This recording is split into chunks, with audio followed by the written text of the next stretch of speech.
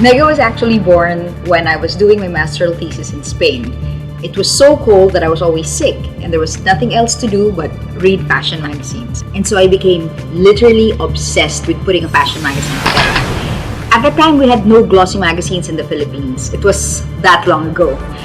And so I would cut out pictures from the magazines that I had, paste them, put a mock-up together and say, okay, this is the magazine that I want. And of course, I got to thinking, I can't very well do this alone. And so I needed a crew. People with a good heart. Highly sophisticated and yet humble. Technically proficient, if not excellent. My life here in Mega has been a constant search for these people.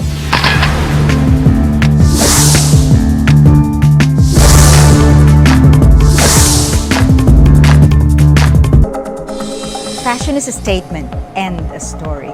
It is the story you wear on your back. It is passions playing on full display.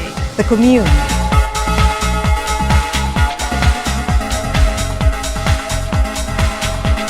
Fashion is a gang. A crew. This is the search for our crew, the Mega Fashion Crew. Mega prides itself in not just chronicling the events that happen in the fashion industry, but also triggering these events and the improvements within the fashion industry. And I think the best way to do that has always been by infusing new blood into the industry. And we used to do that through the Young Designers Competition. We still do.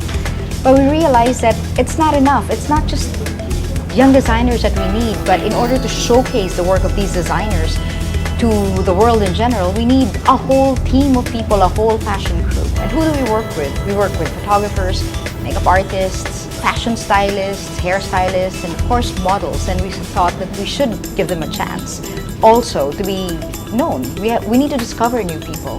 We do that through the fashion crew. At the same time, I think that this will do a service not only to our magazine and to the people who read it or to our website. It also, of course, will help the industry as a whole, because then there are new people coming in with new ideas and fresh ones. The creative field is something where we can compete in the world. We can also be known to be great fashion people. I think that's going to be doing a lot of good, not just to the people in the industry, but to the country as a whole. It's great to have a new image for the Philippines, a haven for creative genius. In 2011, a search was made for a top fashion crew. In the world of high fashion, only the best can make the cut. And of all the finest photographers, stylists, makeup artists, hairstylists, and models, only one crew will be chosen. It's not working. Gawin na natin. Okay. Tuwingin na natin. Lagi tayo nasa dito, gusto ko konting shadow.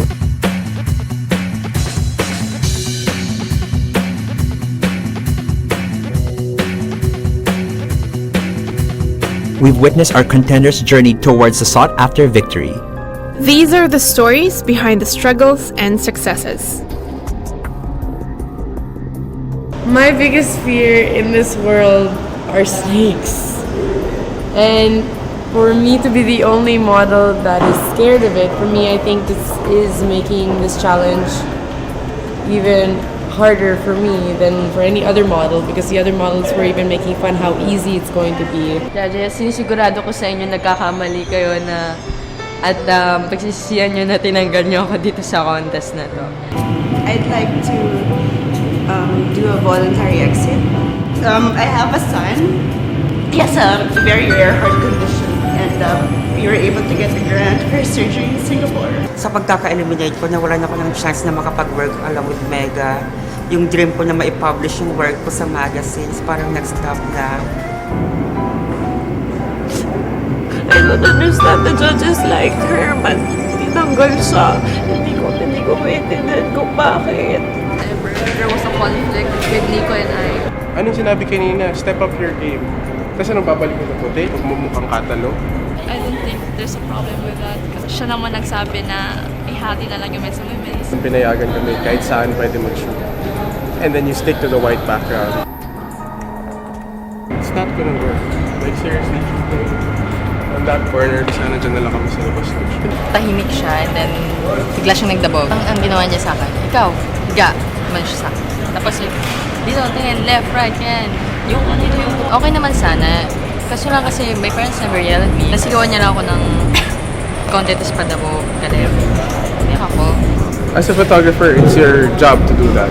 If you're a model and you can stand that, then you shouldn't be a model. It's something different, something I never expected to happen in my life. Kita tayo sa outside world.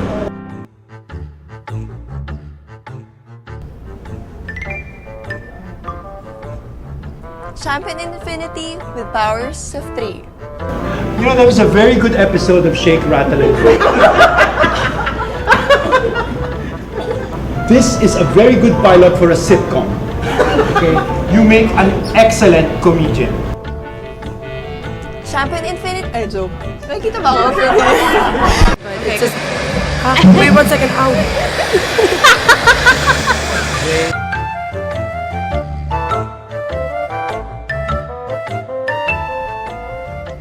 Whiteness and fineness, or color and... Can I grab one more time?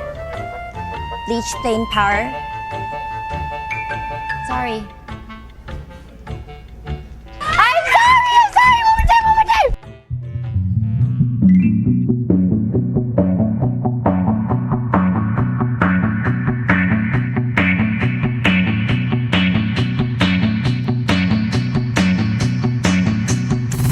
The Avengers! We are The Underdogs! We are the Fashion Army! We are Team Vanguard!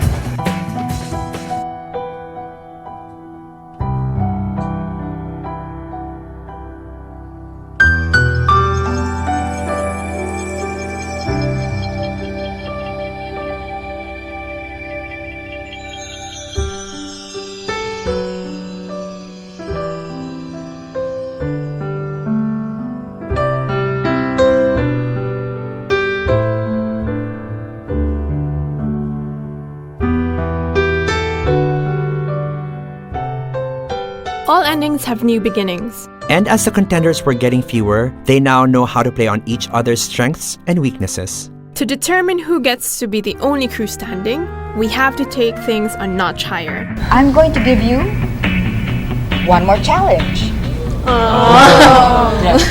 It's a mega cover. There's still another challenge. You are going to be doing a mega fashion motion editorial.